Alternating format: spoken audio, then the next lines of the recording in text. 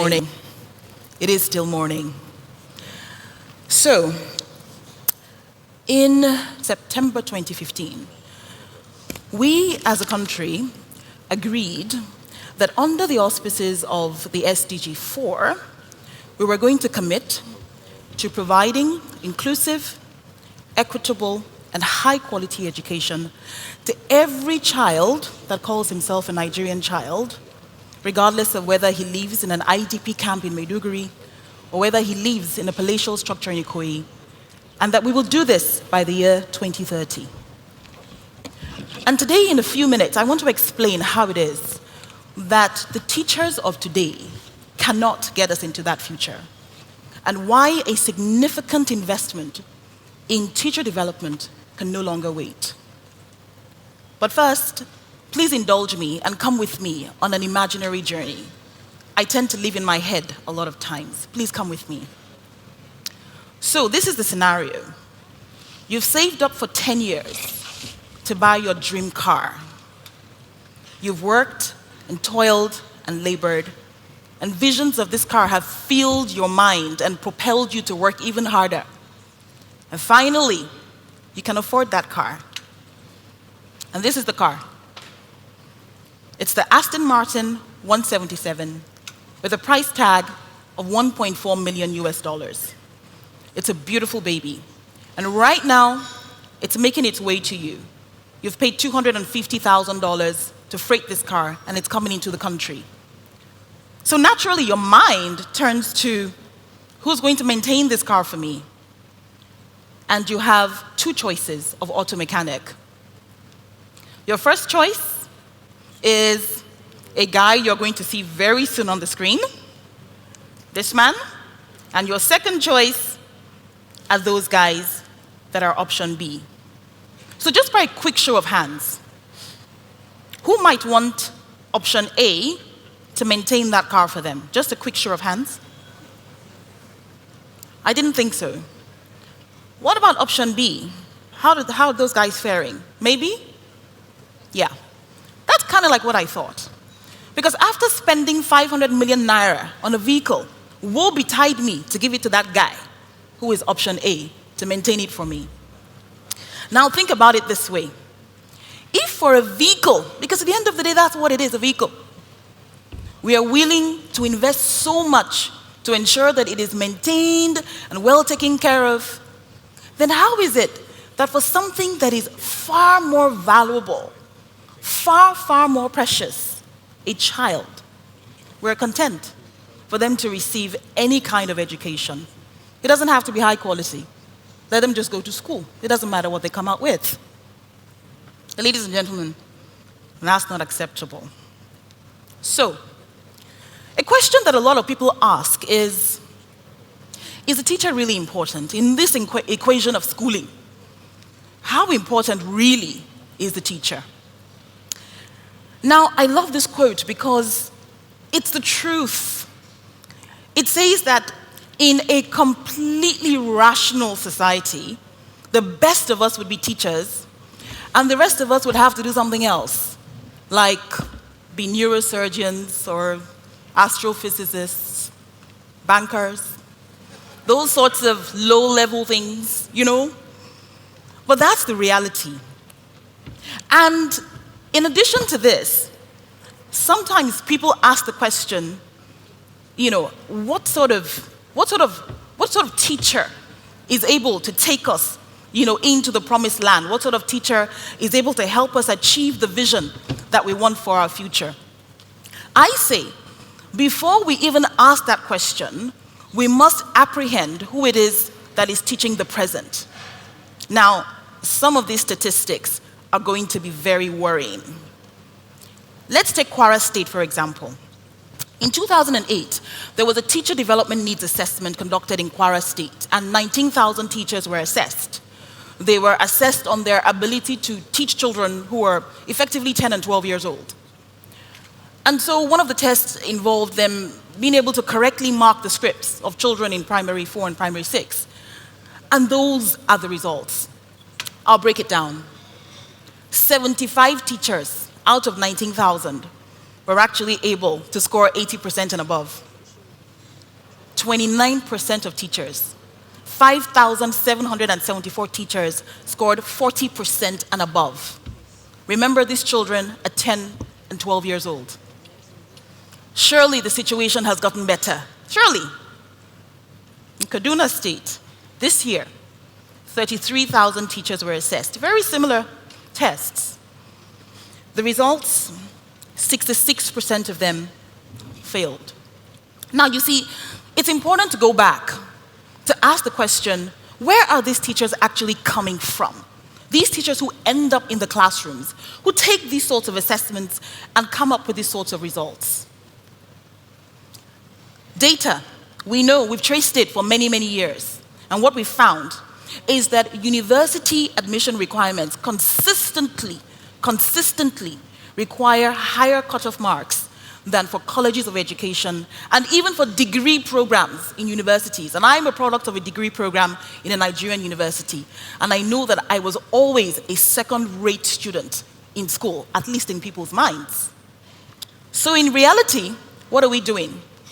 We are actually systematically channeling the least able people into the sector, speaking generally. Okay, so moving on. People then ask, that's the past, we're talking about the future. So tell us about the teacher of the future. Well, the first thing I will say is that we don't know the future. Not in this digital age. A lot of the jobs we're doing today are fungible. They're not going to exist in 20 years. By the time we achieve 2030 and the expiration of the SDGs, who knows what the robots will be doing? So we don't know what the future holds. However, we do know that if we are going to prepare children for that future that is unknown, we're going to have to do two things. The first thing is we're going to have to teach them how to learn and understand why it is important to love learning. They will need to learn how to learn, and they will need to love learning. What kind of teacher will help us achieve that? Well, these are some of the characteristics. That kind of teacher will be cognitively sound. That kind of teacher will be skilled, will love teaching, will be motivated, will genuinely care for children, will be inspiring, and will be flexible in their own professional practice. So, how do we get these teachers of the future? Well, I have three thoughts. First, we need to identify potential teaching talent, and we need to start to do it now. It is important for us to begin to ask ourselves, what sort of people do we want to teach our children? When I get into a classroom, I want to see a teacher that looks like me. I don't want to see a teacher that looks any less than me. So we need to find where those people are, who have those cognitive abilities and who have that passion, and we need to bring them into the sector. Secondly, we need to focus on pathways, creating these pathways to ensure that they actually do come into the education sector. And we may need to begin to explore alternative pathways to bring talent into teaching and ensure that they are embedded in the civil service, but they are not necessarily constrained by the civil service. Thirdly, we need to ensure that when they come in, they actually stay, and they don't run away after 5 years. We have to provide them with opportunities for individual and peer learning opportunities. We must ensure that they have facilities and resources at their disposal. We must ensure that we help them to take pride in the work that they do and support public relations campaigns to actually change the face of teaching in Nigeria. I think these are very important things that we can do. And there are examples from around the world of people who have done similar, and indeed there are examples from Nigeria of people who are working very hard to help us to find those teachers. And these are some examples. Now, Finland tends to be the blue-eyed boy of teacher development and indeed of education. For several years, they dominated the international student assessment rankings. And what did they do? Lots of people flocked into Finland to understand what they did. And they did three very interesting things. The first thing they did, and this is very interesting, they didn't actually just focus on bringing in the highest performers into the sector. They brought in the highest performers and the average performers. And then they designed an incredible teacher development program so that it didn't matter whether you were a musician or you were an artist or you were a scientist. If you were truly passionate about teaching, you would find your place within the sector. And thirdly, they paid them. They paid them well. They gave them a good salary so that at least they could have a decent life. In Africa, we have an example like Jika Mfundo in South Africa. And what they're doing is they're helping teachers to collaborate, to support each other, to learn together, and to grow together. And they have the support of the teacher unions. They have the support of the government. They have the support of the private sector. In the first instance in Nigeria, we also have a program called Corona I Teach, and we have an initiative called Teach for Nigeria. And they are working very hard to help us identify excellent young people and bring them into the sector and help them to think through how they can stay in the sector. In the second instance, we have an interesting initiative called the Teaching Network Foundation. And what they have done is to create an online community of practice. And so teachers are not being trained by professors in the ivory towers. Teachers are being trained by teachers. They're learning together, they're growing together, they're sharing together. And that community is thriving day by day. In addition to this, there are also very interesting initiatives like Gidimo and Co-Creation Hub's Relearn Center, and they are really, really breaking the mold. They're using technology, and they're disrupting the teaching space. And they're helping teachers to improve on their knowledge and their skills using technology. A model that I find very interesting, and which is very relevant to us here in Nigeria, is that which sees donors pooling their resources and focusing on one big thing. And a good example is actually something called the SIPSI. The SIPSI represents the Partnership to Strengthen Innovation and Practice in Secondary Education. And they are a donor community pooling their resources, and they're trying to address one problem, and that is girls' secondary education. So we do have examples of what people are doing from Nigeria and internationally, and we can learn from these examples and scale them systematically. So let's bring it back. Let's bring it back to us. Most of the people in this room are private sector. Most people in this room are private sector. So what can you do? What can you do to help us find these teachers of the future? I love the number 3. I have 3 suggestions. 1, focus on one thing for God's sake, not on 20 different things. If we're going to focus on this one thing, let's do it well. How about establishing something called, I don't know, maybe the Private Sector Teacher Development Collaborative? And then we all pool our resources and we focus. We know that teachers are the most important school level variable.